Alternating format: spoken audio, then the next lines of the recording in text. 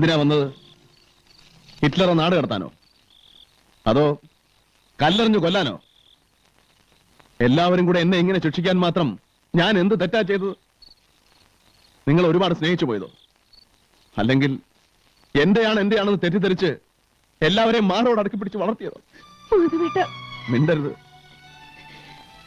ഇനി എന്റെ പേര് പോലും ആ നാവ് കൊണ്ട് ഉച്ചരിക്കരുത്. അമ്മ മരിച്ചിട്ടും അച്ഛൻ ഉപേക്ഷിച്ചു പോയിട്ടും നിങ്ങളെ നോക്കിയതും വളർത്തിയതൊക്കെ എന്തിനാണെന്ന് എന്നോട് ചോദിച്ചു. അന്നേ കഴുത്ത് നെരിച്ച് കൊല്ലാമായിരുന്നില്ല എന്ന് എന്നോട് ചോദിച്ചു. നിങ്ങൾക്ക് പേടിയാണ്. ഈ ഏട്ടനെ കാണുന്നത് പോലും നിങ്ങൾക്ക് പേടിയാണ് അല്ലേ? എന്റെ മരണം ഒരു നിമിഷത്തേക്കെങ്കിലും നിങ്ങൾ എല്ലാവരും ആഗ്രഹിച്ചില്ലേ? നീ പോലും ആഗ്രഹിച്ചു.